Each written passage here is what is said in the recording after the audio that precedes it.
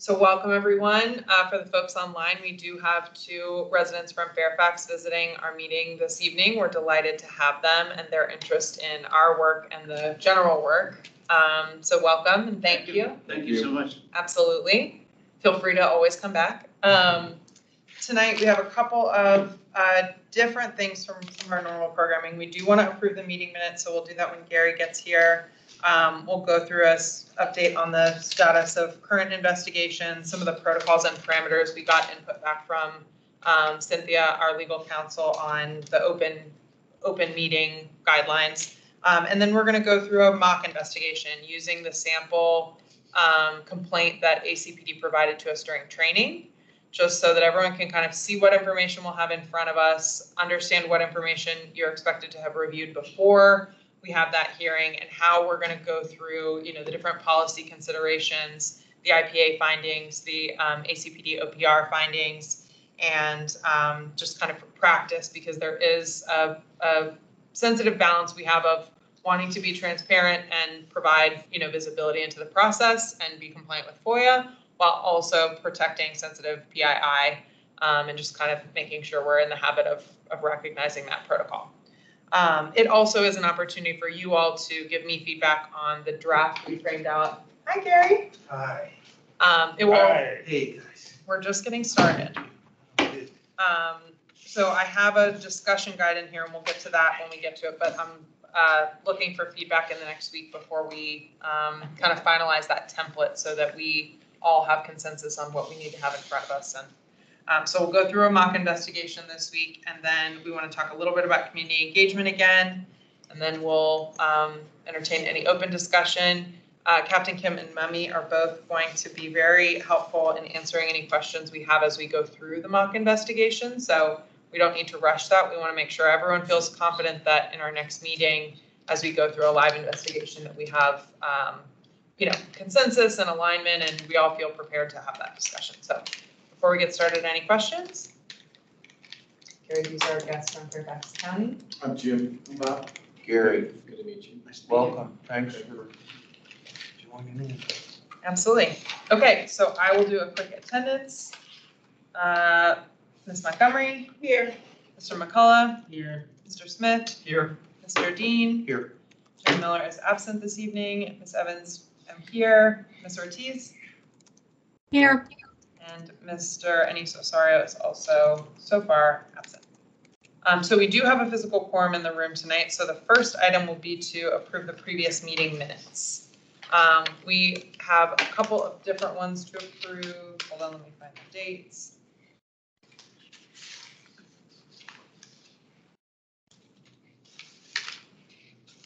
This will be, I think, for September 13th. I have them right here. Okay. Oh, perfect. Excellent. Thank you. Oh, just September. Okay. So do I hear a motion to approve the meeting minutes? Does anyone have questions or clarifications? Oh, well. Sorry, everyone. No trouble.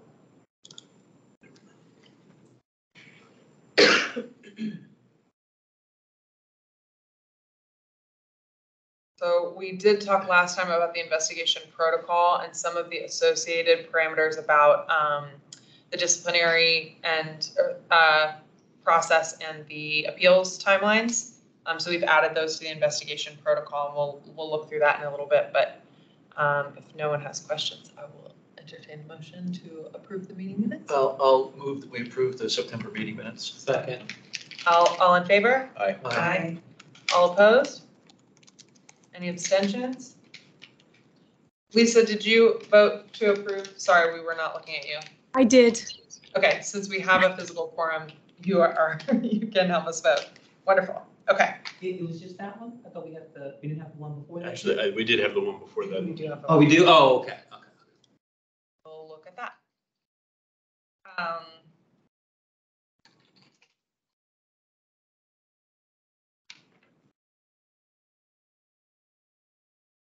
This is a great web tutorial for anyone who hasn't been with access. Okay, so August 9th.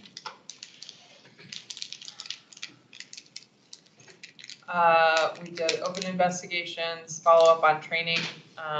We're going to send individual emails to folks where we need to keep doing training. Any questions or revisions to the August meeting minutes? I'll hear a motion to approve. I move that we approve the August meeting minutes. Stellar, second. All in favor? Aye. Aye. All Aye. opposed? Any abstentions? Wonderful. September and August approved. And actually, based on those meeting minutes, it looks like we have to We did approve the the July July, one as yeah. well. Oh, why not? We're here. So July 12th, 2023. Throwing me back, feels like a year ago. It does. Okay.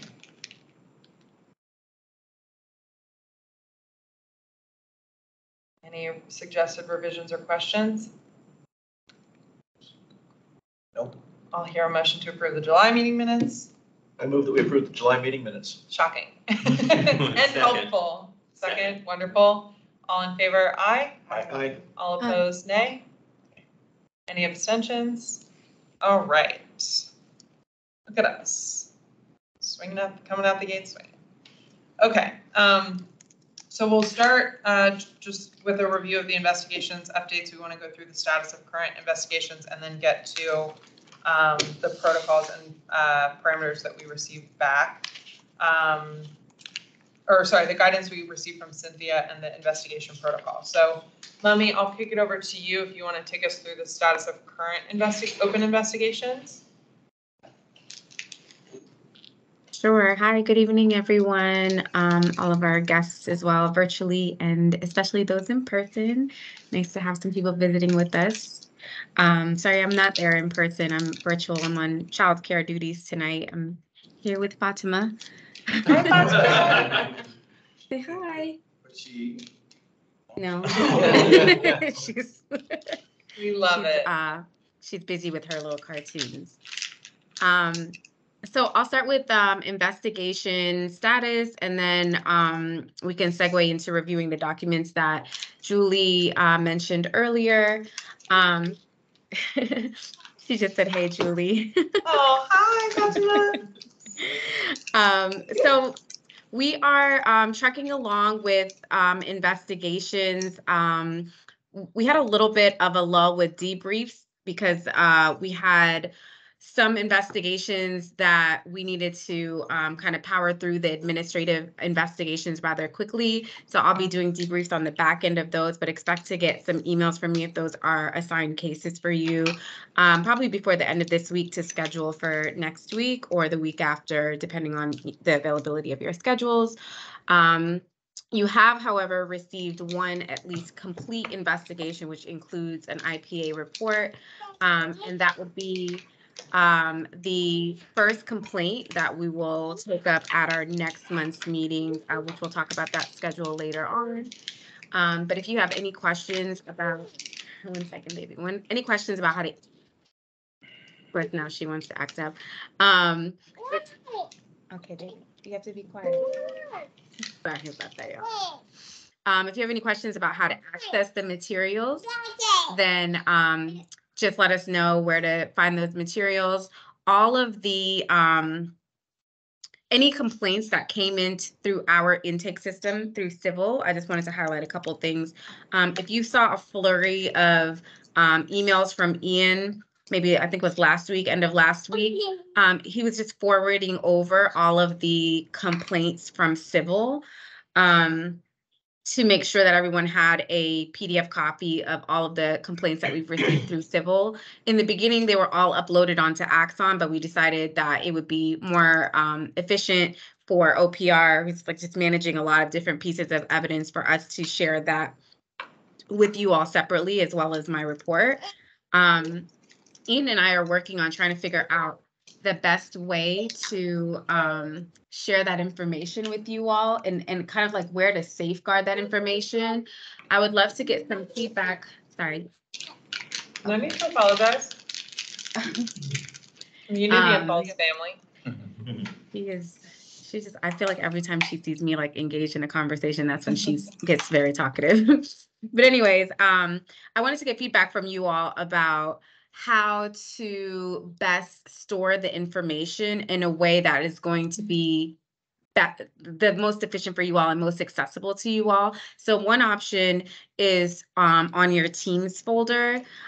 We can make or on your Teams channel, we can make a like password protected folder, and we can upload my report as well as the civil complaint. If there is a civil complaint, of course, everyone is not going to have, every complaint won't be from civil. Some of them are generated from ACPD. So if you open up a folder, for example, and you only see an IPA report, that doesn't necessarily mean that something's missing.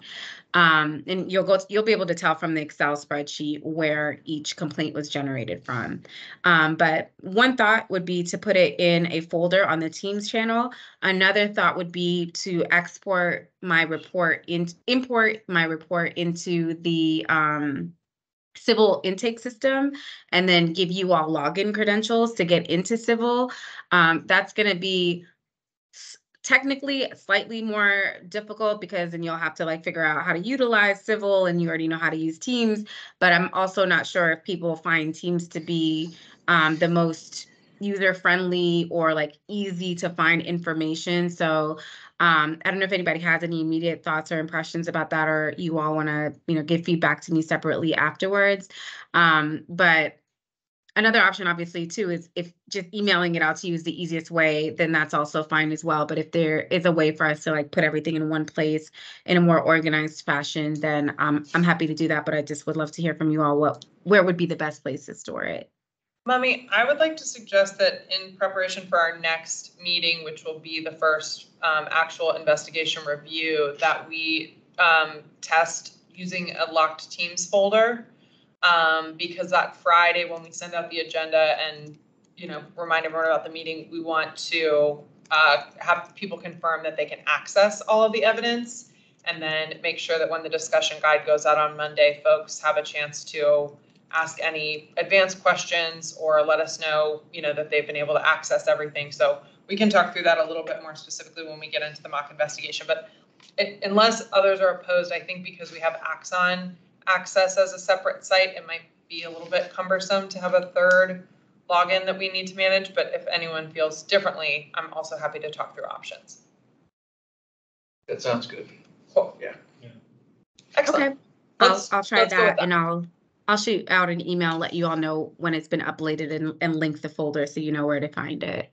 Okay. And we'll be in close coordination the Friday Because that will before. still get, I'm sorry. Will we get notice of when something is loaded in? That was my That's question. all we Is that- need is notice. Is that the one that gives us automatic notice then? Yes, but I also will want to make sure that as we're leading into the investigation, that like whenever that was uploaded, we will draw your attention to the link and make sure everyone has access to all the documents that we need. We can put the discussion guide there as well so that folks can use that in their preparation. But we really want to make sure that everyone, while the two, assigned kind of COB members will have been briefed throughout the investigation process, we want to make sure everyone has reviewed all the evidence before we come in for the investigation, because especially, with things like the body-worn camera footage, it's just really important that we all have a common understanding of what information was available for the investigation as we go through the review. I prefer the one location, but just like you said, as long as there's a how-to for people who aren't familiar. I'm familiar with it, but Yeah. And I also, like the one place.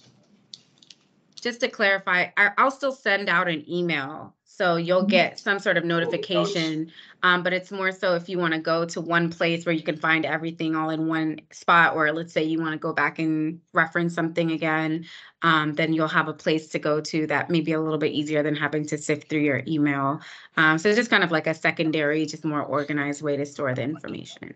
And so just one question, you referenced another site for body-worn camera. I haven't seen any body-worn camera. I mean, I've only had limited debriefings, but is that available to everybody now already?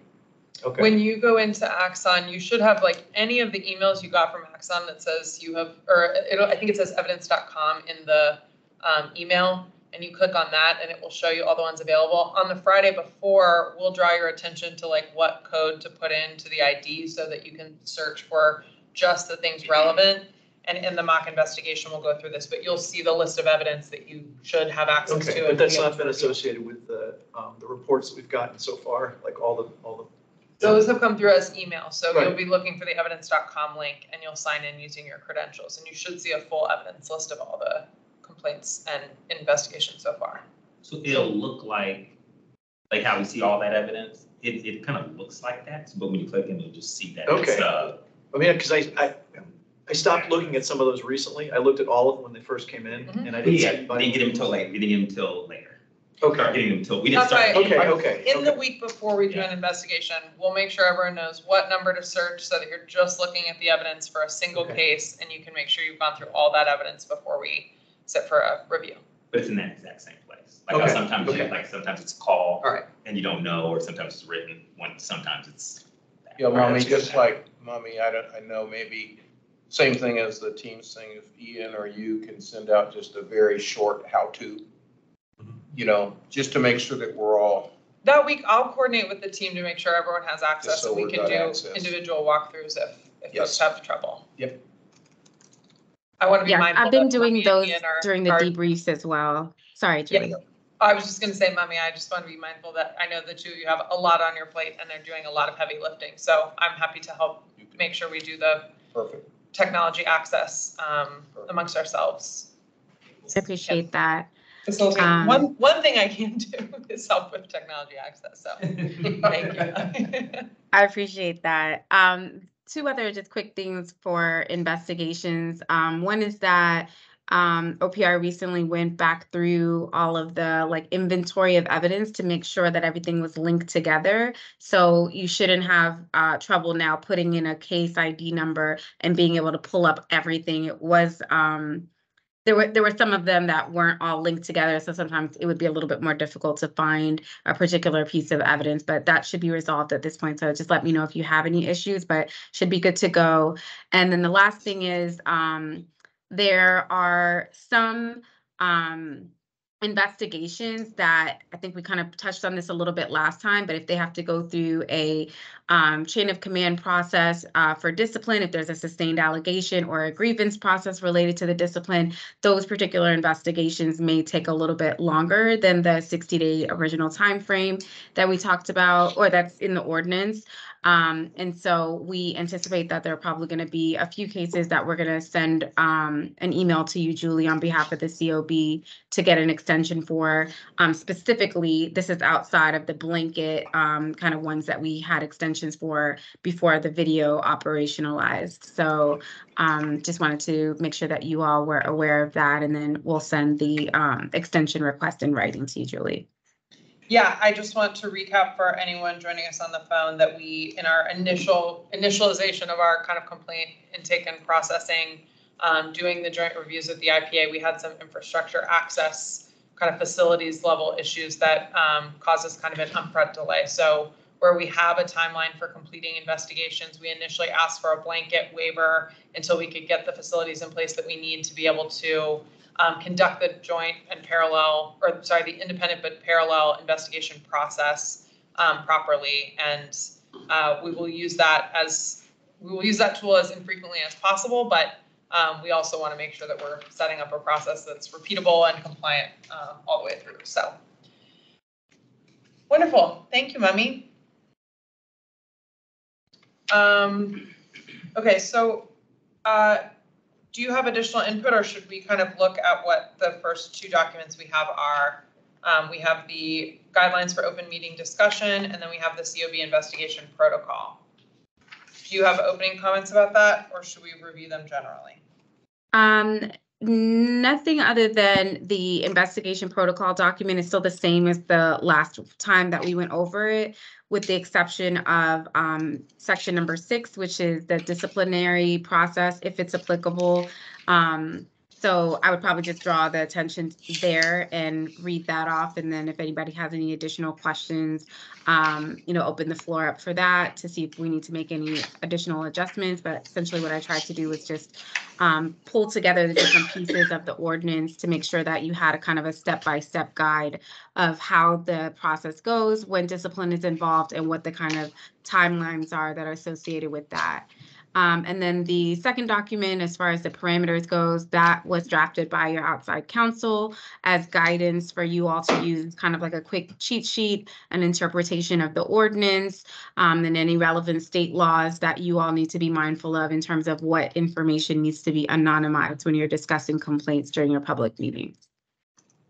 Wonderful. I'm just gonna, at a high level, walk through these for folks joining us online and who may not have kind of followed this thread, but we developed our COB investigation protocol for how the COB will review the two reports, one we get from ACPD OPR and one we get from the independent police auditor, Office of Professional Responsibility, and the independent policing auditor. So the way we've designated this, since we have many members and we can't meet in groups of 3 in conformance to public meeting requirements, we'll assign 2 COB members for each investigation. I'll be as probably an interim protocol, but we'll figure out the chair, and 1 other COB member will be investigation leads on individual cases. They'll be briefed after the complaint comes in by the independent police auditor, and then be given access to evidence through evidence.com by ACPD. After the investigations are completed, we'll have a closing debrief to understand the outcome of any of the interviews or kind of findings in the interim, so that we can better understand the report findings. We will put together a discussion plan for public meeting, and we have a sample of that we'll go through tonight, so that we can go through this with the group. Again, the expectation is not that the whole COB won't have reviewed the evidence and the report findings, but that only 2 people really need to be following along as the investigation is going through, so that if, for example, we identify, a list of people to be interviewed, we watch the body-worn camera footage and we have other questions, we can, highlight our interest in different information to both ACPD and the IPA during their investigations. So we will make recommended findings for this investigation. For the 2 COB leads will make recommended findings based on our review of the IPA and ACPD reports. And then step 5 is we will bring this to the public meeting and walk through our discussion guide, just to make sure that the kind of public has transparency into how we're making our findings, using what information.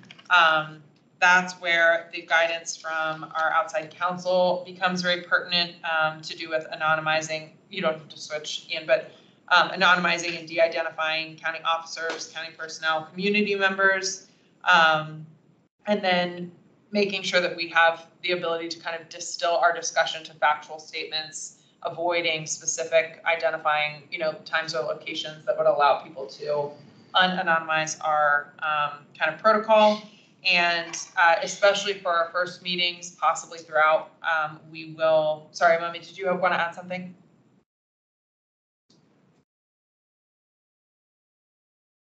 Your hand is raised, but you're on mute.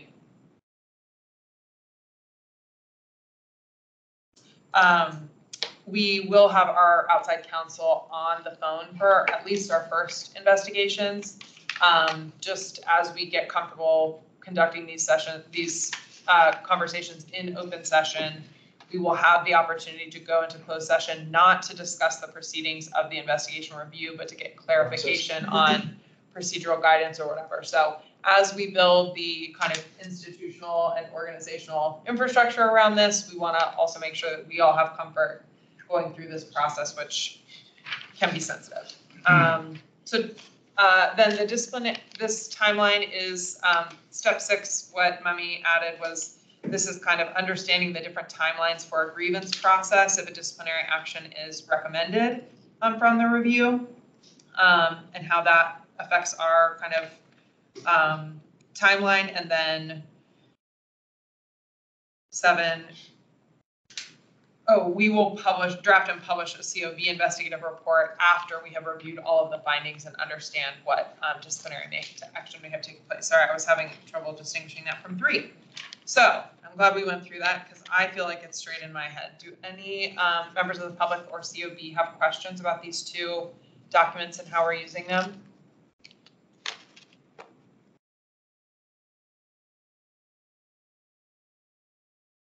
Wonderful. Okay, so before we go into the mock investigation, we wanted to talk about the November timeline and investigation plan. Mummy, please feel free to interject if you did have something to add. But since we wanted to use this meeting for a dry run to kind of promote our feeling of mutual readiness and alignment around what this is, we will have our first investigation review at the next meeting. But we have, well, actually, we may sorry, I think we actually decided we would do 2 because the first 2 complaints are, the reviews and the policy considerations are relatively succinct.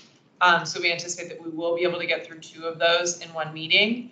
And then we have 2 others that we anticipate could take a more full kind of review discussion. And so we will need to have a December meeting, and we're proposing that we add 1 investigation meeting the week after Thanksgiving.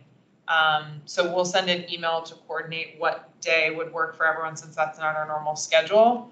But it would be really great if we can include in our December report a little bit more information about the findings from our preliminary reviews. And since we have completed several, we want to be able to reflect that progress in our report to the public in December. One question. Yeah. So it's going back to 6F. Mummy, probably a question for you. In the case where the ACPD declines to implement the recommendation of the COB, so the legalese, pupils shall in 30 days state in writing their rationale, okay, shall be made available. Can you talk about that? Shall be made available. Is this going to be briefed to you? Is it a little bit more than shall be made available? And if so, I'm really thinking about the public. How will the public, will they post this, or is it going to be a briefing?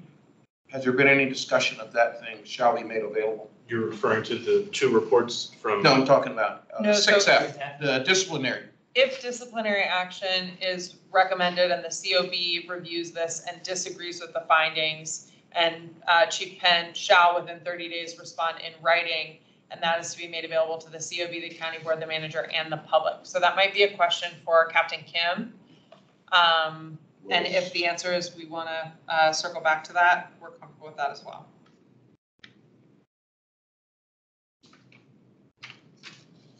Mummy, did you get that? Shall be made available. Yes, I heard the question. It shall be made available means that my interpretation of that is that would be publicly posted. We haven't talked about where it would be posted, whether it's on ACPD's website, our website, both.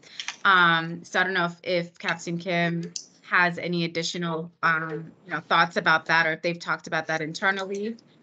We obviously haven't had that come up yet, so we have not had the opportunity to post that. But it could also be something that is posted along with your report.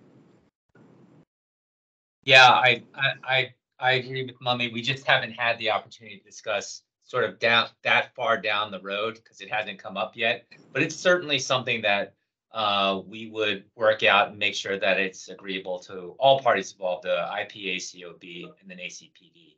So we'll just make sure that we communicate that, how we're going to go about doing this. Okay. Captain Kim, we can discuss that more kind of in our planning meetings, and then we'll make sure that the COB and public hear what that answer is Good. in the next meeting. Thanks. Thank you for joining us this evening. We appreciate you. And you're welcome. Okay, are there other questions, or would we like to proceed to the mock investigation? Wonderful. Good. Okay, Do it. there are 3 documents left in the pile. I would ask you to take the one that has executive summary at the top and the Office of Independent Policing Auditor. They're the disabled documents. So these are samples of what the investigation reports look like. Mommy has made hers since we have started doing these. So I think that the ACPD OPR sample report is a little bit different than the way that we have it in the, well, that may not be true, but essentially this is the information. I don't think that these are documents that you'll have in front of you during the investigation, but we wanted to make sure you guys can see what level of information is provided about different things in each scenario. So the black and white executive summary is from ACPD identifying what policy violation is alleged in the complaint. And then you'll see the finding here is sustained. So this sample investigation should look familiar to us. We went through it with ACPD and training. And I'm not going to go through the discussion yet. I want to just cover the information, and then we'll go through it as if we would in the discussion. And then the second one contains a lot of the same information, but is organized by the independent police auditor indicating where, what their findings are, what the OPR findings are, and then taking through the summary of the incident, a summary of interviews with relevant parties. And then the last framework is something that I think was developed jointly with the police to look at, what are the elements of OPR's investigation review, looking at things like, are there additional allegations? Was the OPR administrative investigation thorough, complete, accurate, objective, impartial? Were there any credibility issues presented in the investigation?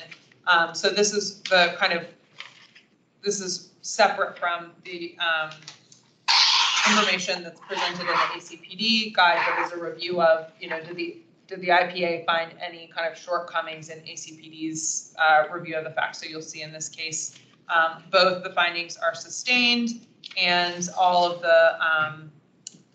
the investigation kind of framing questions are fully addressed. So does anyone have questions on those two documents? These are things that the IPA report will be in the Teams folder, and the ACPD report is going to be on evidence.com. Again, before we do a real investigation at next month's meeting, I'll send out an email with the list of evidence that everyone needs to have reviewed and the reports and where to find everything. And I will certainly be able to confirm that everyone has access and can go through that. So I'm happy to have questions. Otherwise, I would like to look at the discussion guide and kind of talk through how we're going to do this. Lisa, Charles, Anika, Dave, Gary?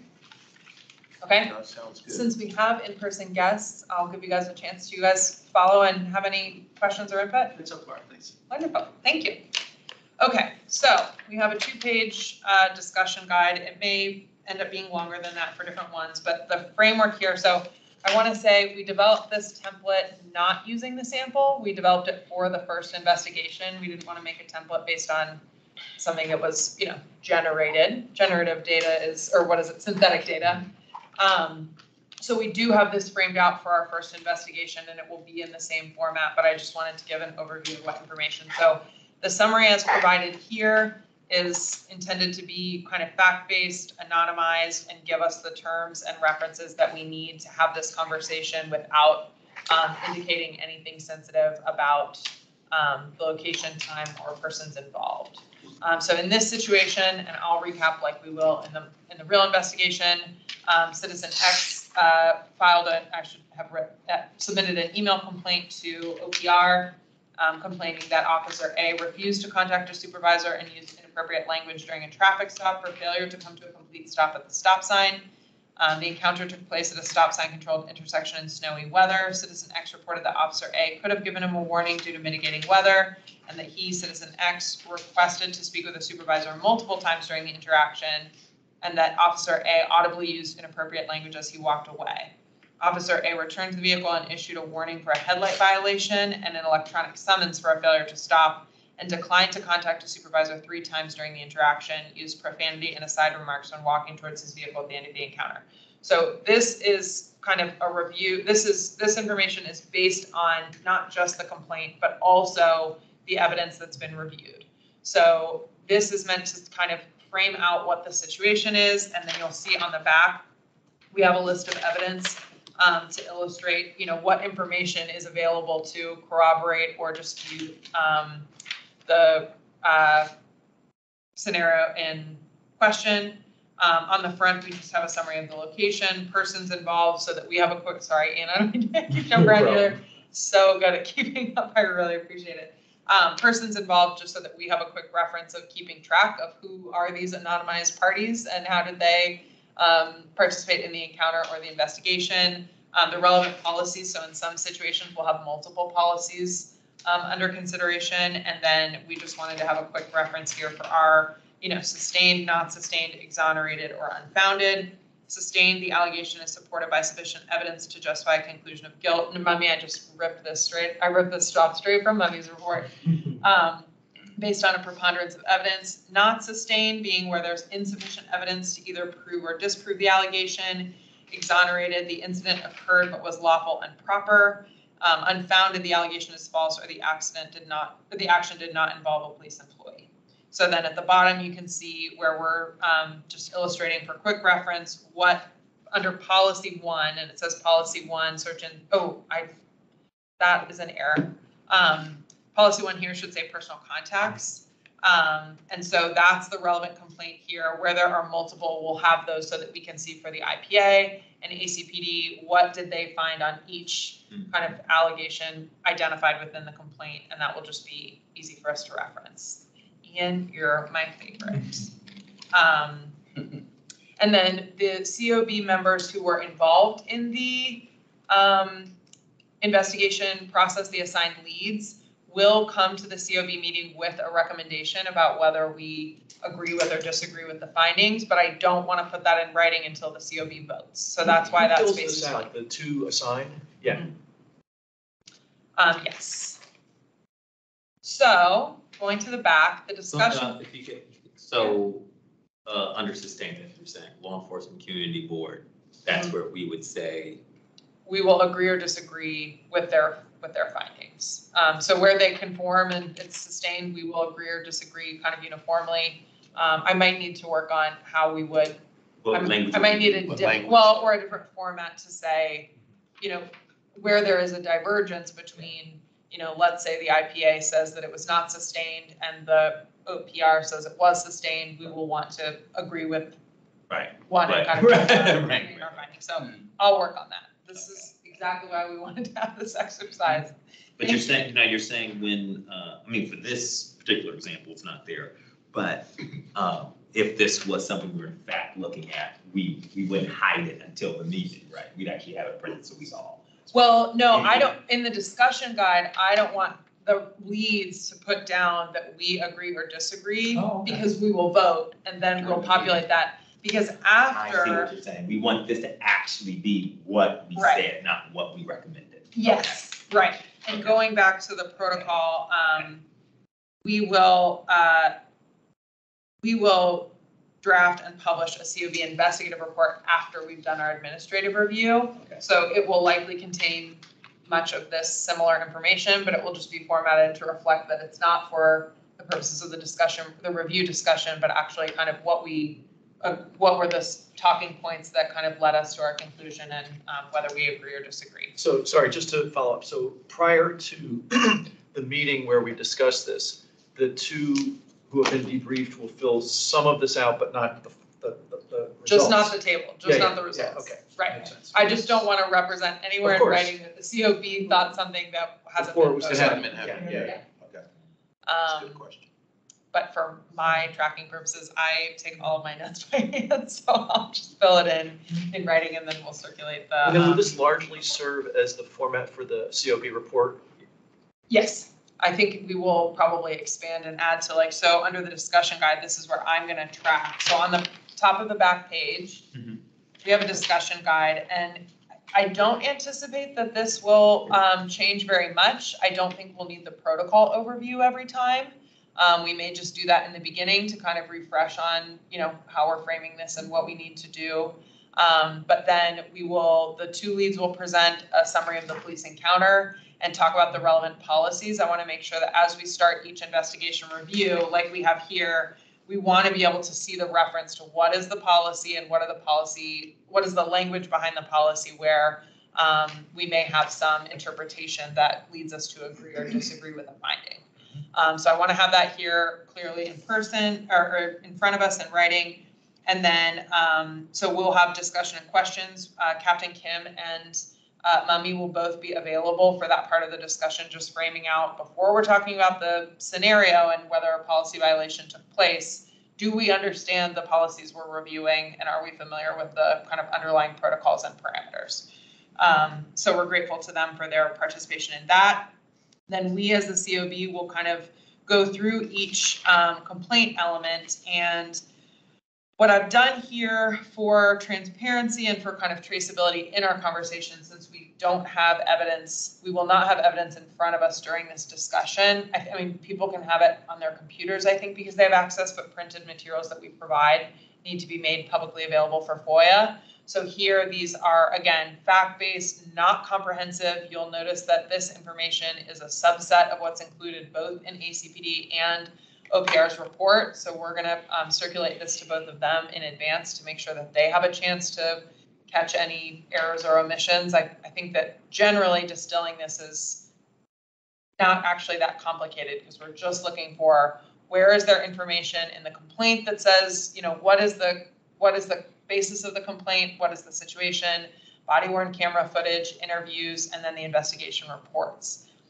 So this list is a little bit shorter than a full list of investigation evidence because we'll have multiple interviews with different officers, body-worn camera footage from different officers, interviews with the complainant and any possible other parties involved or witnesses. So I partly did this on purpose. The list of evidence includes the file names as they are in evidence.com. And then I said what that is. So, this is a 5-minute, 13-second video file so that as you guys in your prep for the discussion, when you review the evidence, are able to kind of track where is the information kind of pertinent to the policy violation and considerations and can look through that. So in this situation, the first file is the complaint itself. It's an email received by OPR. Citizen sent an email to ACPD OPR describing the encounter, including a complaint that Officer A refused to put him in contact with the supervisor and used inappropriate language during the interaction. So we'll talk through that and just, again, this is relatively straightforward as synthetic data, but where we may have questions about, language or inputs, we want to identify, make sure we understand what is the basis of the complaint. Officer X BWC body-worn camera footage, the Axon links are actually labeled a little bit differently, which is why I did this. Here it's very clear that this is body-worn camera footage, but in the other ones they say things like extraction 1.1, Axon body 3, and then sometimes it will have a name. So the only thing I'll change is where it has a name in the file name, I'm going to use the anonymized name. But then again, we've tried to identify, in the first body-worn camera footage, 6 minutes and 39 seconds of video. At around the, close to the 2-minute mark, interaction with Citizen X, Officer A initiates the stop, approaches the private vehicle. Initial conversation is mutually cordial. At 2:45, Officer A returns to his vehicle. 4:16, Officer A reapproaches Citizen X's vehicle, stating that he can issue a warning for the headlight violation, but has to issue an electronic summons for a stop violation. Citizen X requests to speak with the supervisor at 3 different points during that interaction. The Officer A declines to, sorry, that's not captured in here, declines to put him in touch with the supervisor, and Officer A mutters inappropriate language while walking away from Citizen X's vehicle. So we'll make sure that we kind of can follow here, but this I think gives the fact-based account of like what is visible in the evidence that was used in ACPD and OPR's report to make their determination and findings. Officer Y body-worn camera footage is a slightly shorter video because the Officer B arrives on the scene a little bit later. Officer A approaches the vehicle where Officer B is standing and they verbally, so Officer B in this scenario is standing by the initial officer's car waiting for him to come back from the initial engagement, and they have kind of an exchange across the vehicle about how the traffic stop is going. Officer B asks if any alcohol is involved. Officer A said he didn't have any reason to think so. And then Officer A tells Officer B that he plans to issue a warning for the headlight, but he says the safety hazards of the weather conditions require the failure to stop merits a ticket. In that body-worn camera footage, the audio is not clear enough, I don't think, to hear the same conversation that's captured in body-worn camera footage from Officer X. Oh man, sorry y'all. I think I got a couple of these things mixed up. Again, why we're doing a dry run.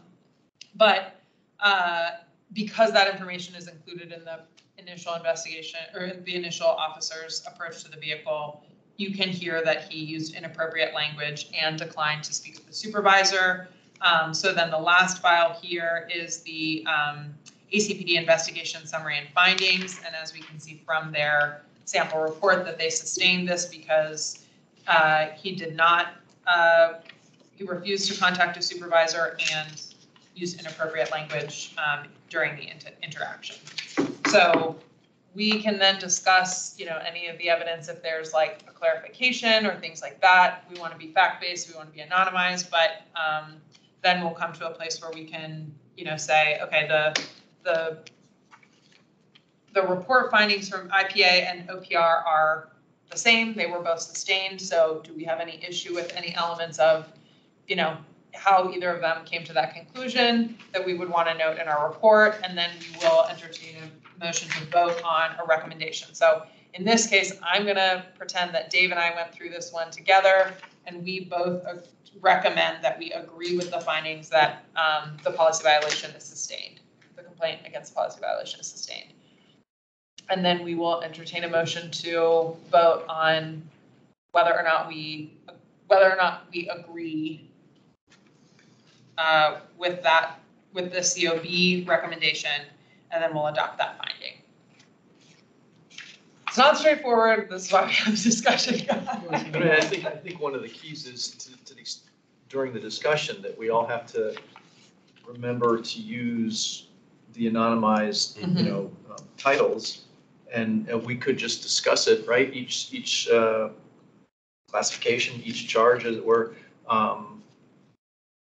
Have open discussion, right? I mean, that's the whole point. Right. Yeah. So my thinking is, because we will all have reviewed the evidence, we probably won't go through that list of evidence exhaustively, but you guys will have that on hand so that as we have a question, right? So I think we'll have the summary. We'll look at the investigation review findings from IPA, OPR.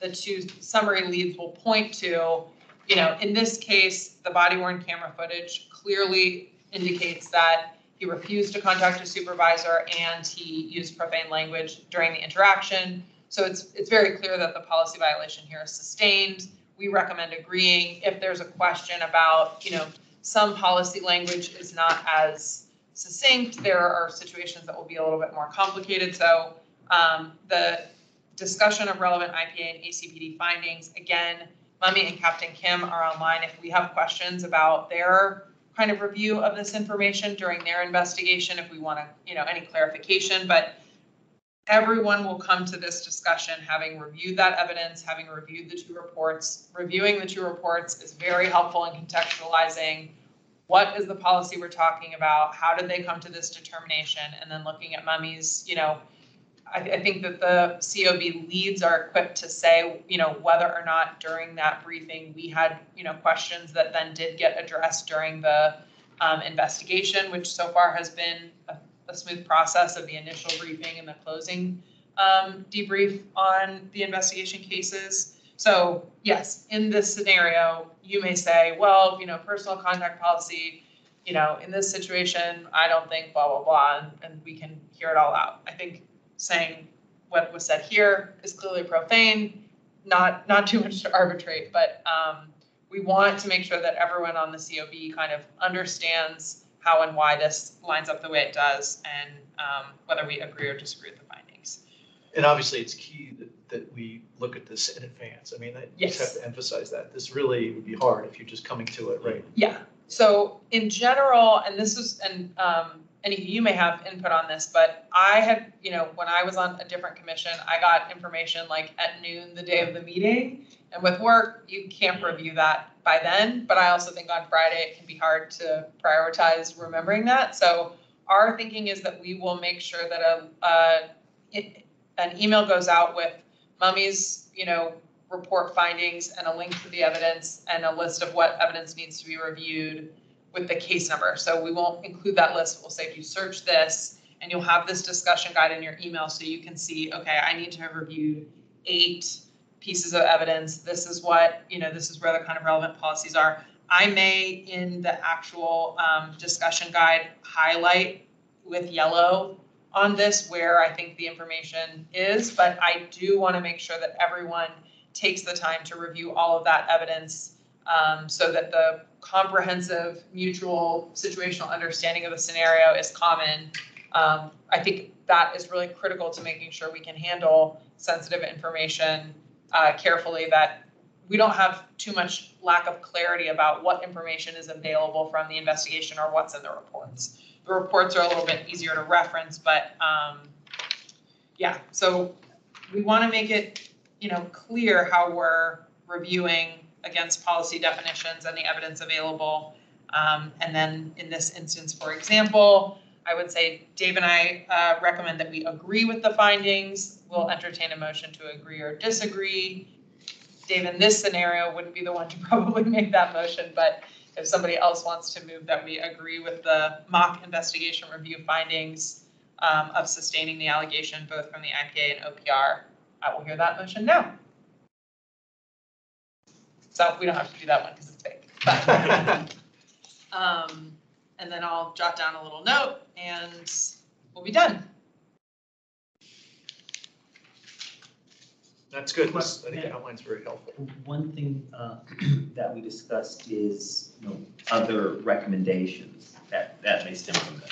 So other recommendations we have, there's a new language training or something would be an example. We found out some new language training that is also could have. So then in this, At the top. where would that recommendation go in this discussion guide? I will suggest that we are likely not going to need the protocol overview, and I'm going to add here discussion of any additional policy considerations. We probably won't arbitrate that in the discussion, but we can identify where either the discussion leads or kind of interested parties want to include that in kind of additional policy reviews that then can get included in the investigation report, review report. Mummy? Yeah, I was just gonna say, maybe one other thing that might be helpful in the discussion guide is to just highlight any central issues that you all are gonna wanna like hone in on for purposes of discussion, or what exactly is gonna be before the COB in terms of voting. So in kind of like a narrative form. So like, for example, was officer one verbal, the whatever words he used, a violation of personal conduct? Was his refusal to contact a supervisor a violation of the personal contacts, that sort of thing, just to kind of synthesize it down into exactly what the scope of the discussion should be. Okay. Yes. So I'll add that under. After relevant policies, maybe? Yeah. As a category after relevant policies? I'm going to put that. Yeah. So it'd be relevant policy and the other policy, and then it'd be key questions or key questions to consider maybe, and then you'd say. Yeah, guiding questions. Okay. Yeah, I like that. Just because, again, we want to have a comprehensive opportunity for discussion, but we also want to be, focused on what the matter at hand is under our review authority. I like this as you guys have done some great work on this. Julie, this is a great discussion guide. Lisa, I know what I'm going to say has interested you, and I don't think it's time for us to talk about this, but I think a piece that needs to be in here is related to data trends. We started talking about early on. I know, Mummy, we've talked about this too. I know we don't have this yet, but this is like, are there trends? What's the data telling us? Is there a trend, say over the past year? And I'm not making this, I'm just using this is an example. Is this the second or third of these, say in the past 3 years? And so this is not this data mining thing, but there's a thing that needs to be discussed. It's mainly, is this here? And I know we've talked about, do we have our own data? Do we use the police data? And we haven't built that yet. I don't want to build it tonight. But I just want to plant a seed in our head that I think if we decide to put it in there, that's fine. Or we get version 2. If there's a piece of this. Yeah, so I think right now, because we're just really doing the initial ones, we can figure out what that format looks like. Well, I think this is good right here. But I think we can start mapping it out, because I know that in our 2023 annual report, we want to include, a summary of the investigations we reviewed and where there were sustained or not sustained or exonerated, types of things. So we will work iteratively, and I'll do the same thing. I don't think there is enough overlap in the policy violations in these initial ones that like a data visualization is necessary. I don't either. But I think as we get farther into it, Yes. we want to be using that for our own tracking. And I think that might be something that we preview before the meeting, because we don't want to be updating publicly available information in real time in that way, so much as we as the COB want to kind of retain our kind of common understanding of like, God, is this the 17th personal contact thing That's that what I mean. was, Well, not it's- exonerated? But see, the case is the case, Mhm. and that's really what we're talking about. But when we get to recommendations, Right. there could be other things that we recommend. But when we track this, will we be able to pull out of whatever tracking we have the policies that were implicated? Like over the last 20 complaints that we reviewed, let's say in the future, we can go back and say 5, 6, 7, 10 of them related to this policy.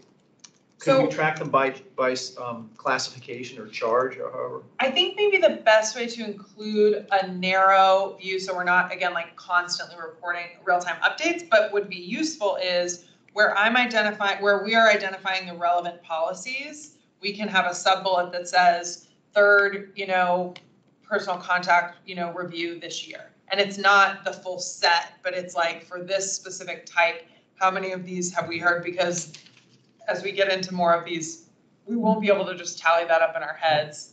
Right, And we don't want to include the whole suite of information, but that way Sure. we can see But we like, could check that. Mhm.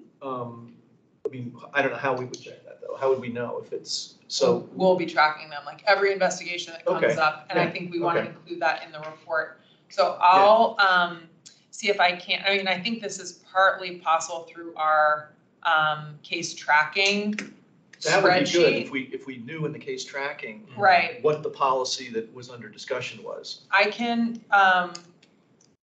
can set up another tab. I don't know that we want to complicate the status tracking, but as they get closed and we say exonerated, sustained, not sustained, unfounded, we want to track, for each type, how many of them were this, because one thing that's useful is, for example, if we get a lot of unfounded or not sustained complaints of the same type, that can help us target, community outreach or Exactly. vice versa. Like it helps us Exactly. direct some of Right. that. So I think for the discussion guide itself, I'll plan to include the number that we've heard in a time period of that same type, and we won't see that show up. Like I'll include it, but it will say, 0 previous personal contact violations in 2023 to date.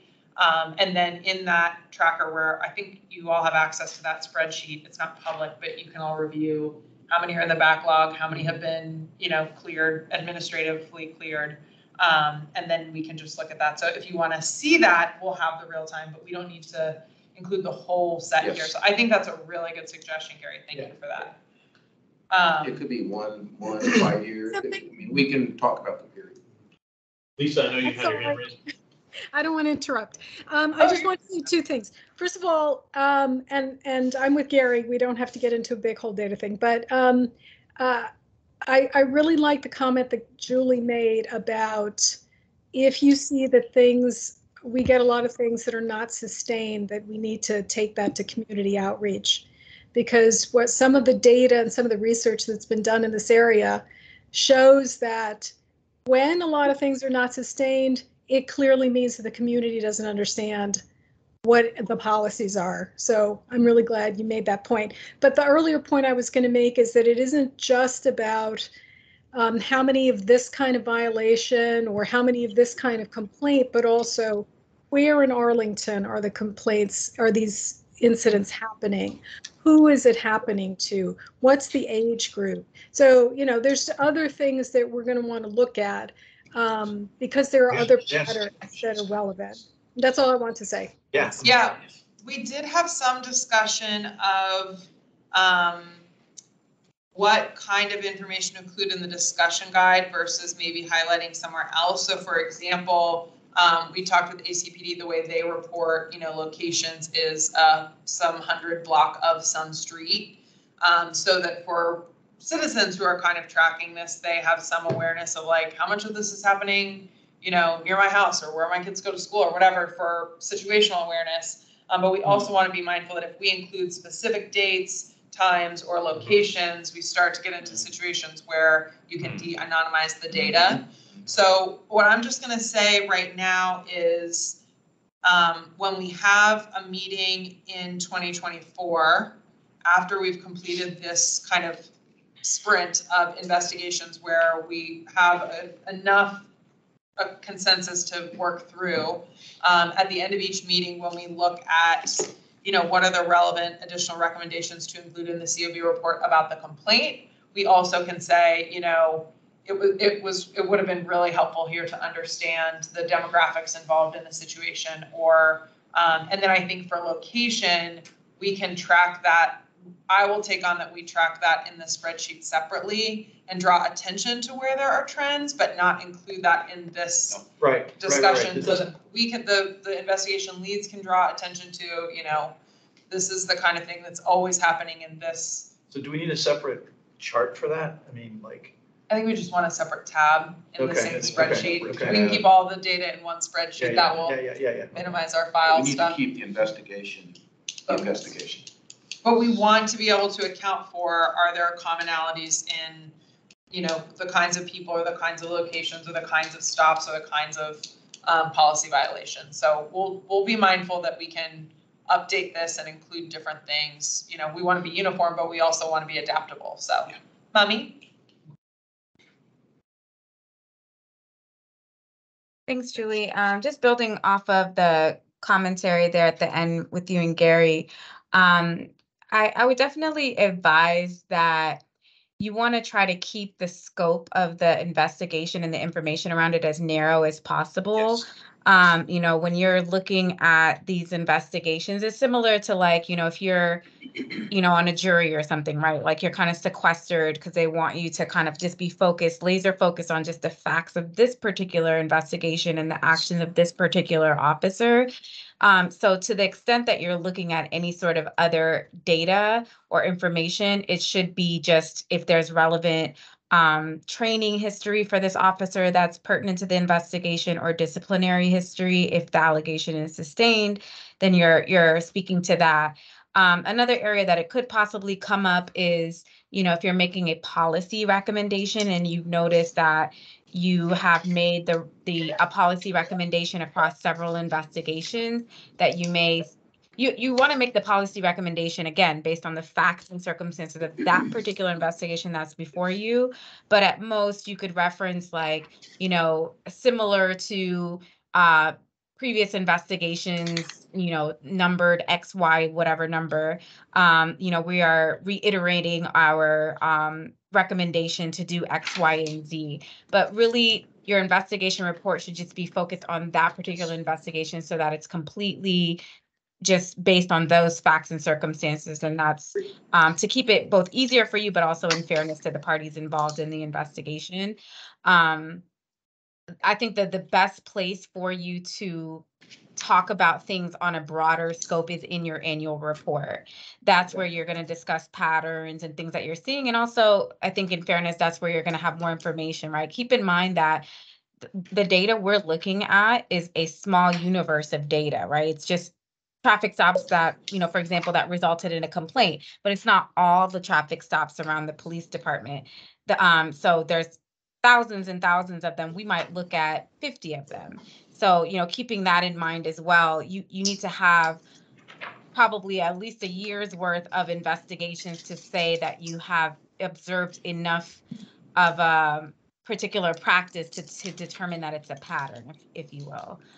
So you wouldn't have enough information on one investigation, at least for several months down the line, I think, to draw a reasonable conclusion that there's a pattern that needs to be addressed. Yeah, that's an excellent point. We'll just keep this format streamlined as it is. We will track that, and maybe what we want to do is quarterly or biannually have a meeting discussion where that is really helpful in, we're not associating the demographic data that we collected or the location data with an individual case, but we're saying how many of these, happen in these places, and we can do a roll up and everyone can look at that and say, well, and that's where, the board structure is useful in that analyzing that data is a lot easier when we've got different people with different lenses from different parts of the county, being able to say well, this keeps popping up in my neck of the woods, so. Yeah, if it is an allegation that sorry, Dave, you mean to cut you off. I just want to say, if it is an allegation that has to do, let's say, bias policing, right? Yeah, Then maybe there might be some conversation just as context around the demographics, but your foremost goal should always be to keep that analysis focused on the facts of this particular investigation. But obviously, like, if it is based on something like racial profiling in a particular neighborhood, then obviously that needs to be accounted for in the discussion as well. But that's not obviously going to be every single investigation. It's still something, though, to look at broadly, at the end of the year that is helpful. Right, and I was going to say, maybe what it leads to is a request for additional data that has not resulted in a complaint. You know what I mean? Like the traffic stop one is a good example. And just hypothetically, I have no idea, but if we see issues that arise from multiple complaints, regardless of how those individual complaints are what their result is, it might lead us to want more data, because I think Mummy's point is just a really good one. We're seeing just tiny little fraction that have resulted in complaints, but maybe or maybe not, there's an issue with regard to these other matters that haven't resulted in complaints. Just, yeah, right. So that It's kind of the inverse policy of stuff if is a people are longer making a process. lot of unsubstantiated complaints, people aren't complaining about blank because they can't see it, that's separate. So I think we maybe want to time our kind of initial policy review for right after the ACPD annual report comes out, because it's off cycle to ours, that their data and then, our access to other underlying data and, working with them to interpret that and understand it is where we can kind of cross-reference and say, okay, we've seen 12 cases total and 8 of them were blank, or more than half of them were in this part of Arlington or whatever. So, right. And Lisa had a good point that, this could go both ways. We could be helpful in potentially educating the community about the way a particular policy is intended to operate, and whatnot. It could go either way. It could go be like, the Arlington police are having a problem with this particular policy, or the public doesn't understand it, right? But that longer term stuff is going to take a while. It could take a year or more. It's going to take to really gather I that. like this. I like what you have. So this is the discussion guide. yes, So then. that's what you'll have in front of you. But then after this is all done, we made our vote, we said all that said. What's our report going to look like? I didn't want to make a synthetic report. Okay. So what we'll do is the 2 leads will draft our report, and it will probably be a kind of reformatting of this to highlight any discussion elements that, weren't captured in the plan, and then solidify our agreement or disagreement with the findings, and we'll circulate that by email to the COB for review before we can treat it as final. And that way everyone will have a chance to look at that, and I'll make sure that we have extra time for review after our first one, so that can be a template that everyone is similarly comfortable with. And I welcome additional thoughts and input. Like, I think this is relatively casual in terms of formatting, but it is meant to make sure that we're not sifting through 7 pages of information to get through what is meant to be a focused discussion.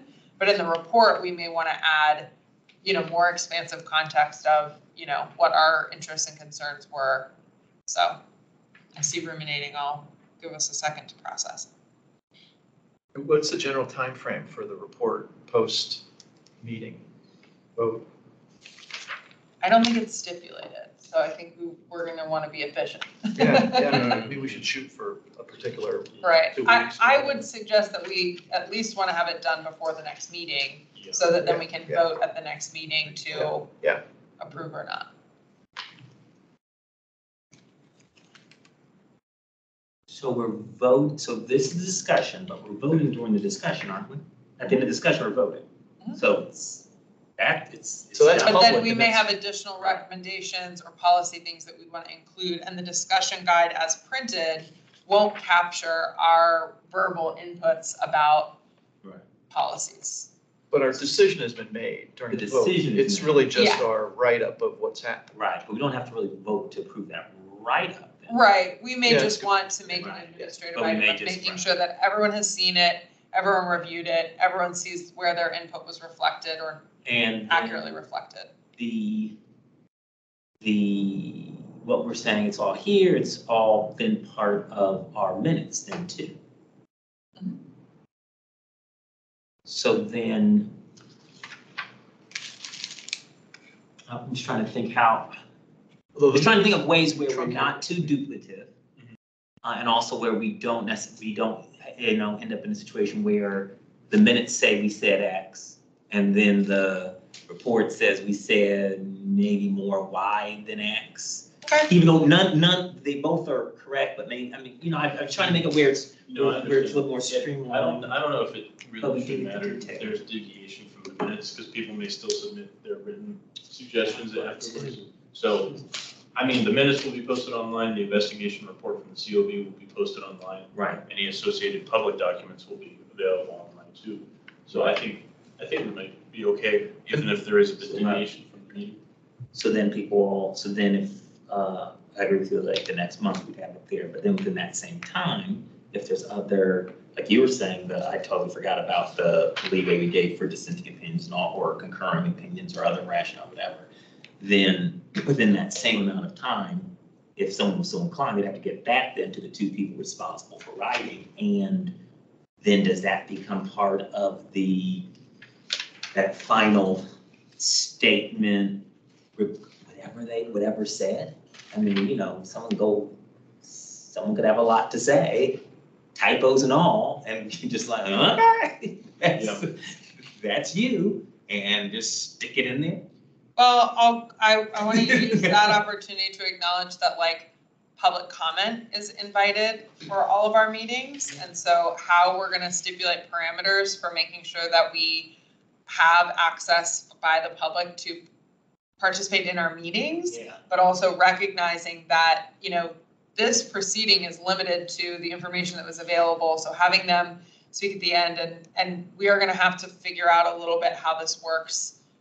That's why we wanted to do a mock, is that we don't want to learn it all at once. Right. There are going to be, particulars of different situations that we will want to work to make sure we handle responsibly at different junctures. So I appreciate thinking through the forecasting of that.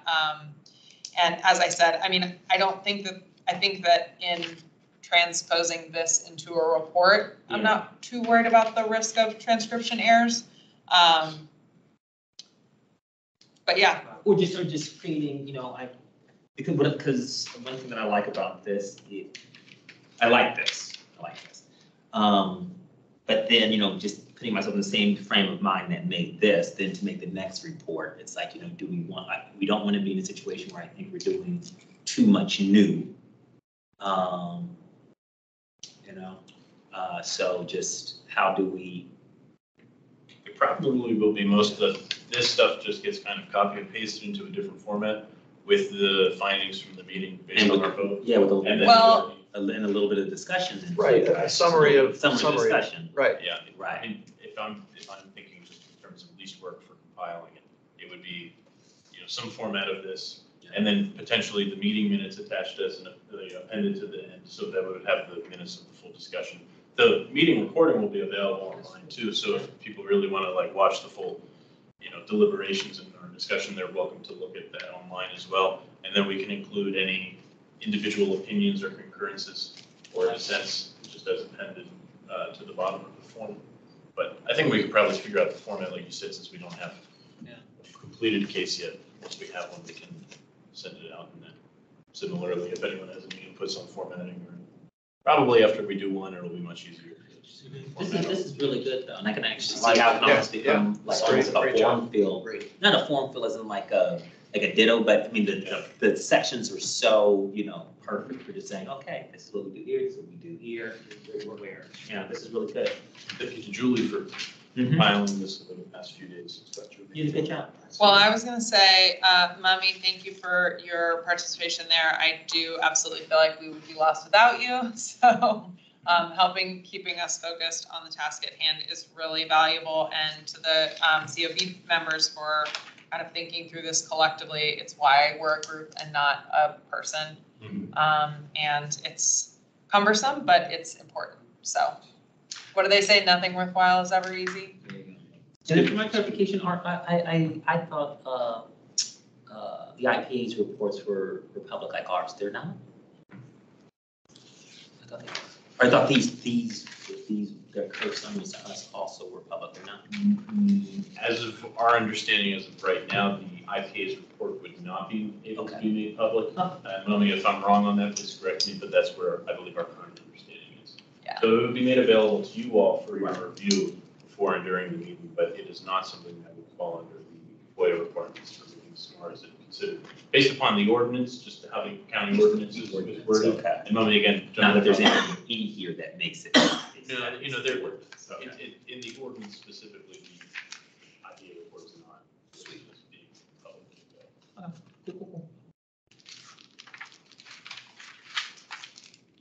And also ACP's That's report, correct. the OPR report is not going to be publicly available. Yeah, I knew theirs was. Right. But I thought that. They don't Now, anonymize, and Mummy's report will anonymize? Mummy's report will, and Mummy, I don't know if you. It is consistently do anonymized. it, but it would be anonymous, yes, just for an additional layer of. Yeah. Yes, mine is anonymized. I think that just helps to facilitate, discussion and reduce the risk of, not anonymizing the data during your discussion. And we'll try to make sure that the reference to the parties is the same across the report so that it doesn't get confusing about who's who. But the only report that will be public is as it stands right now, is the COB's report. Okay. And then I don't know if your discussion guide, if you're planning to, publish that. You said and the discussion guide then too, right? The discussion guide and your final report are two different documents, but the Right. ordinance doesn't specify whether your discussion guide has to be public or not. But I think if you're using it as a tool for your discussion during the public meeting laws would kind of lean towards you all sharing that as you're using it as a guide towards your discussion. But we can discuss that with outside counsel or the county attorney and see kind of what the guidance might be around that. I'm gonna follow up with the county board clerk on that, just to make sure that I have all the information correct on that. But I do believe it would have to be publicly available. But I will double check that. Excellent. Okay, so our last two agenda item discussions are community engagement and open discussion. So for community engagement, we feel like some of the community events have kind of snuck up on us while we were initializing a lot of the investigation protocol specifics. We don't really want to have that be our habit. So we had a really good time at Clarendon Days. Briefly, Ian manned the fort all day like a champion and answered a lot of great questions and greeted a lot of people. But we're looking for somebody to lead community engagement for tracking those events more proactively and kind of getting them on our radar. It's just something that with the current investigation load, we need that to be a separate activity that we have somebody to coordinate. I think it's understandable that our initialization, process was involved enough that as volunteers we're struggling to keep up with it, but we do want to make sure that when we go to the community with things like, hey, we're seeing a lot of, I love that, Mummy, our honorary COB member is in bed. No apologies, I don't want to hear that. I am delighted for her participation in our hybrid meeting. I think we need to be sure that by the time we have something we'd like to engage the community on specifically, besides initially, that they don't have to go through the motion of, I didn't know you exist, who are you, what do you do, how does this work? And why are you telling me what I should and shouldn't complain about to the police? So I would really like for us to consider kind of appointing a lead for that activity, just for tracking. We have a budget to be able to support some of that stuff. Anika and I were just saying maybe a holiday reception where we can get folks together, like we did with our annual or inaugural kind of annual reception, would be useful, where we don't have a specific target audience, but we can host something like that. So we need help with that, and we're hoping that somebody can help volunteer to coordinate a little bit more of that with me, Mummy, and Ian.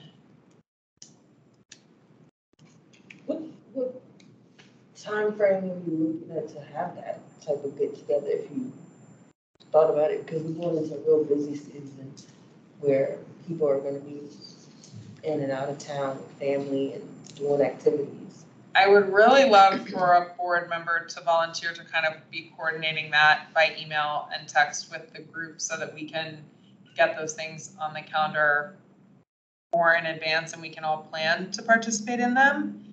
How that time frame works out, will kind of depend. But if we can have, 3 to 5 COB members at certain events and make sure that we have 1 or 2 going around a little bit more proactively, we just need somebody to be able to kind of think through that and plan it out while we handle the bulk of these investigations and the end of year report. So we just have our hands full and we need a little bit more help. So we're hoping that somebody will volunteer to lead that activity.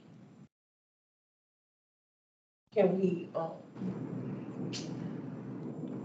have that, I guess not make have it where someone makes the decision like right now, because you want to see if you are even capable of doing it. You have it in your time, in your schedule.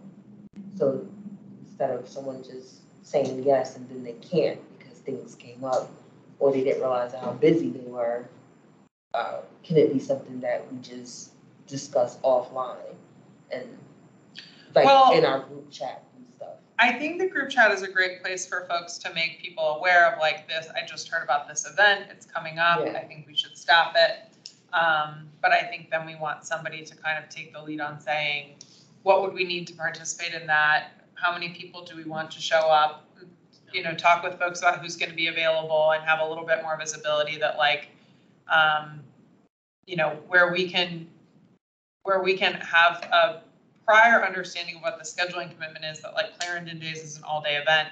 If folks can show up for an hour or so, that means that we have better representation throughout the event. And I just think that there are more opportunities than we can kind of track given our other workload. I'm gonna throw my name in the hat. I'll probably co-lead this, but Ian, remember at Clarendon Days, the woman that we ran into that said, hey, I can connect you guys with some good organizations. I'd like, I was there when you met her. I did reach out to her, yeah. I followed up. So we've got some help of other people, not just going to neighborhood associations. I can't remember the 2 groups you mentioned, but I'd be glad to be a part of this. I think I reached out and I courtesy copied you on the reaching out to the Aurora Hills Association. Yes, you did. Near I live, hey, we'd like to come out and talk to you. So put me down to work with Mummy, and then I'll round up where I can. You're right. There's a lot of stuff going on with all of us, but it could be just, hey, this is, if we get a couple of people, I think we had talked about talking points and, different things that, because really all of us should have the message. We're all part of this, so you don't have to have a job title, right, to be in community engagement. Well, I think that leading that activity can be leading coordination amongst the group offline. Exactly. Right? That's kind of what I'm thinking. We all want to be involved, but we also just need to be able to do that. These meetings, we generally have a lot to cover. It's hard to do scheduling in real time. That's got to be done offline. So if we can do that. Mummy, did you want to add comments?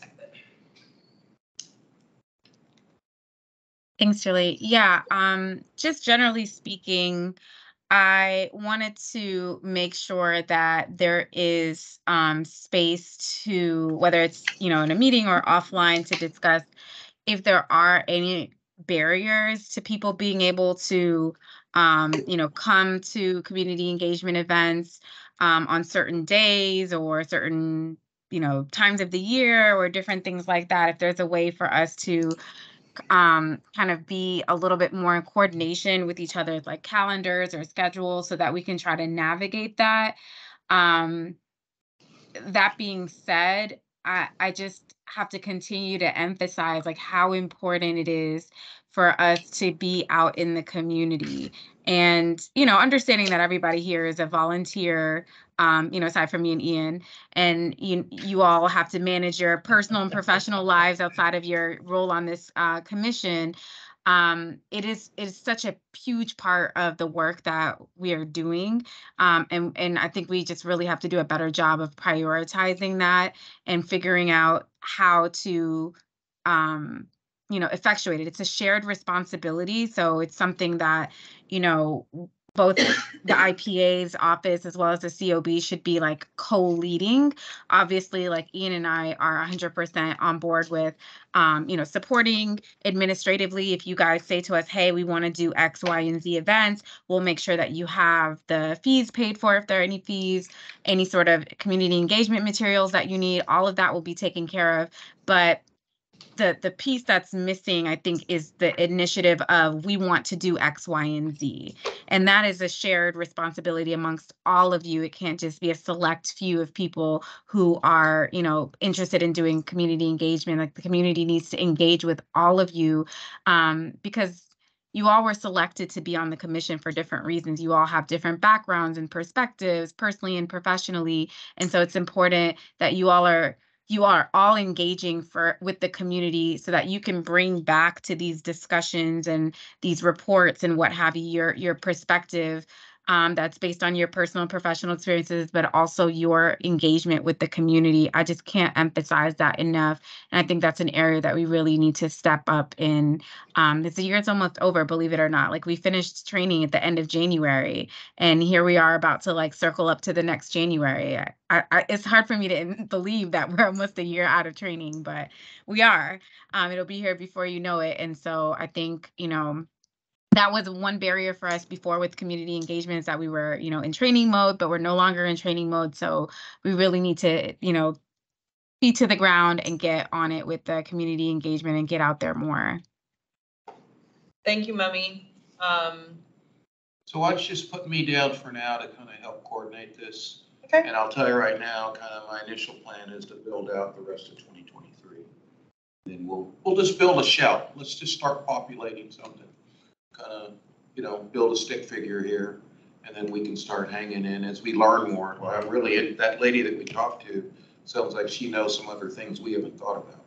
Well, and our group text chain is useful because it's not deliberation. It's not a meeting. Just scheduling. So I'm Okay. comfortable with that. It will help us. I think, like Dave said, I think before you got here, it is easier to keep track of a conversation than in email, and especially where we're trying to do some like, let me know by Friday who's going to be available on these or these dates. Will be easier. So, All right, okay. I'll get with Mummy and Ian offline. Open discussion. Any additional items that we need to cover this evening? Input from our guests, reflections, thoughts, feedback? I'm extremely impressed. You guys are light years ahead of what we see Fairfax doing. Point of clarification, you say you're independent but parallel. When it talks about in terms of the investigation. Mm-hmm. So there's an investigation taking place by OPR, which I finally figured out as Arlington's version of internal affairs.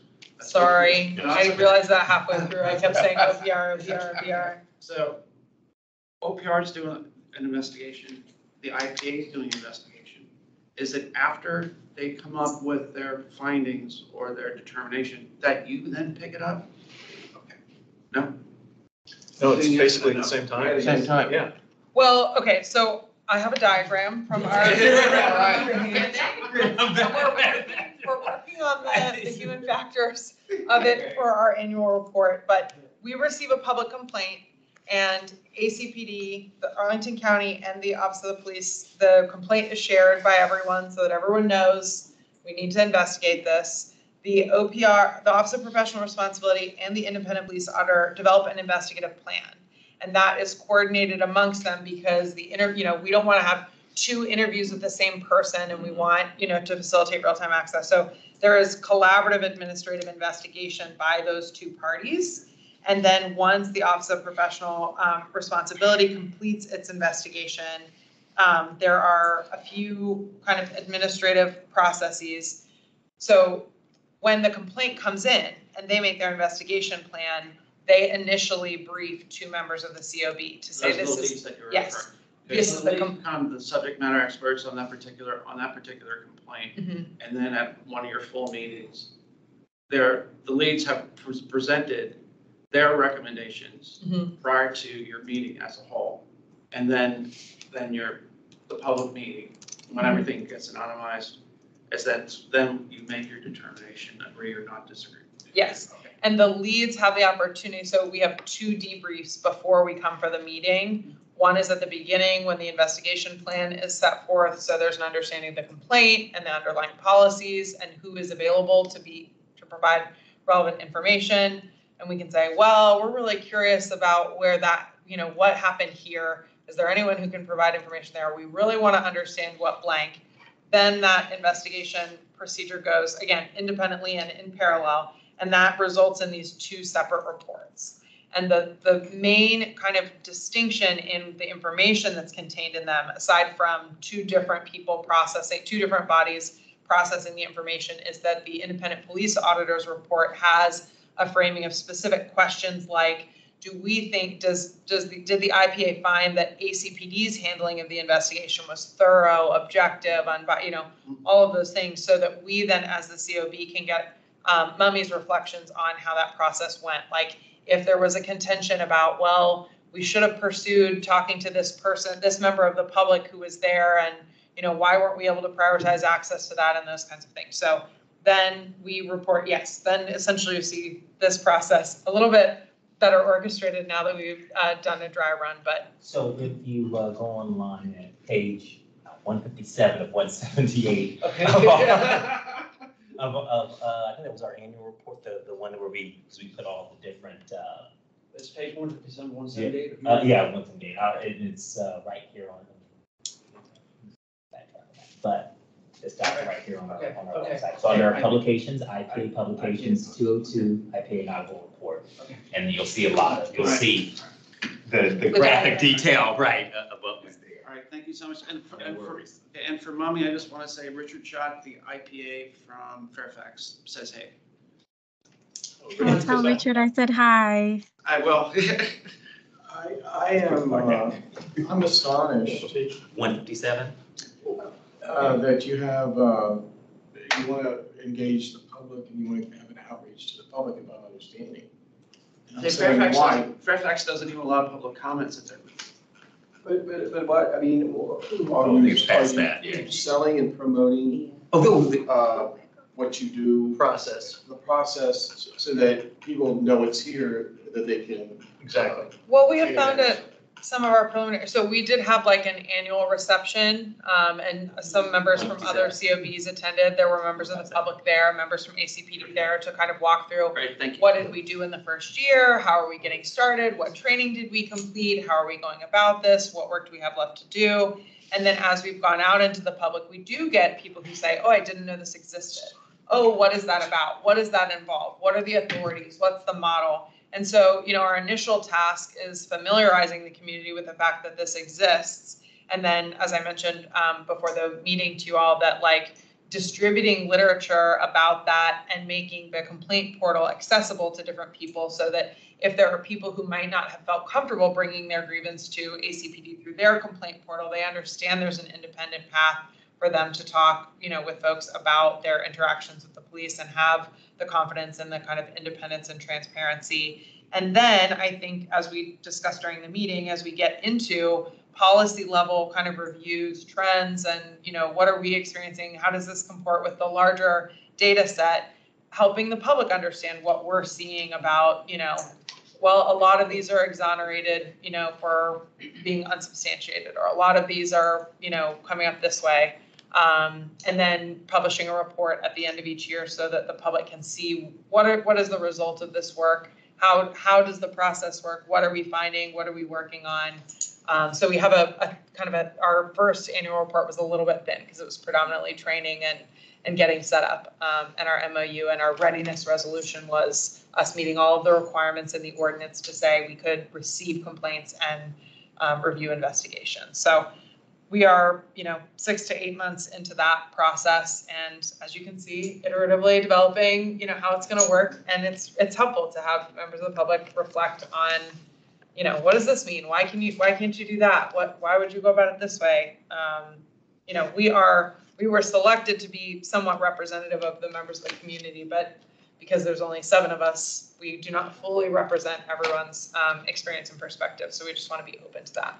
Yeah, I almost look at, that's our customer. Really, because we are the community. I mean, we're citizens here and we're just representing them. Yeah, it's almost also, the police forget, well, not generally speaking, some police officers forget that they're there to serve.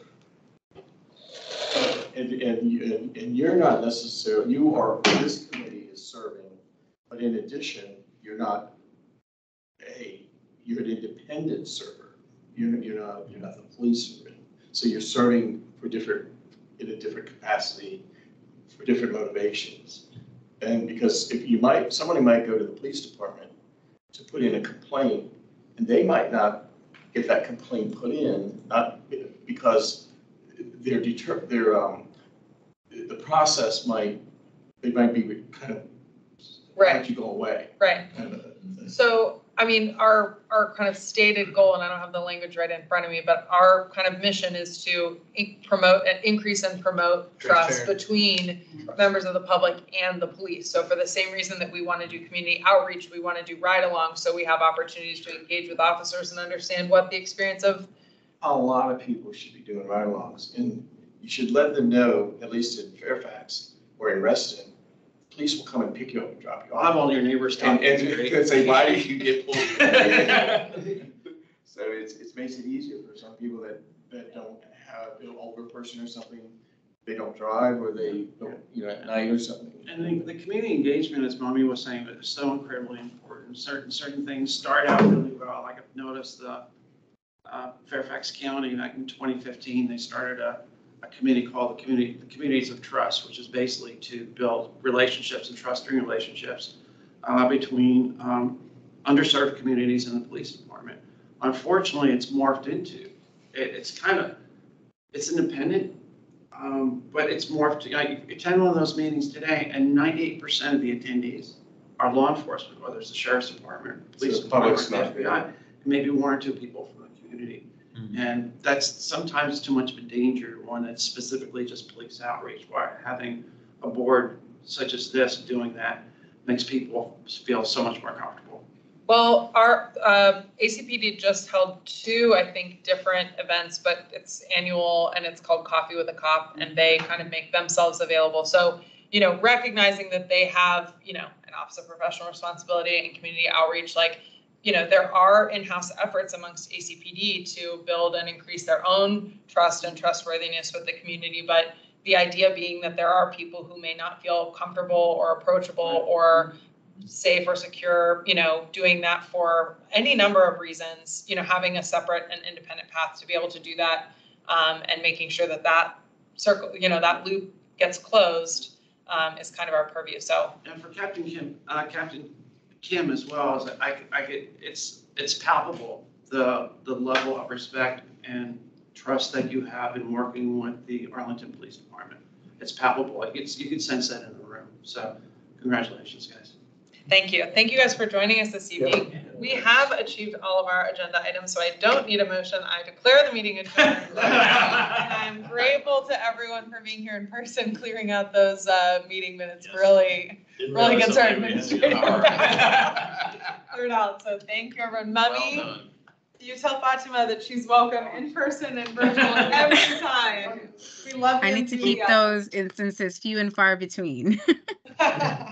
Okay, well, on the rare events that they post through, they are more than welcome. Thank y'all. I appreciate y'all's patience with us. Have a good evening. Now. email that And out. for those that came from Yeah. Fairfax, if you all need to reach out for support at any Yeah, point, circulate to all of us. you know, And feel Julie, free what's a good to email? circulate We'll that make sure you have, they information. have your email address. Perfect, I will thank you. Was she talking about us? Yes.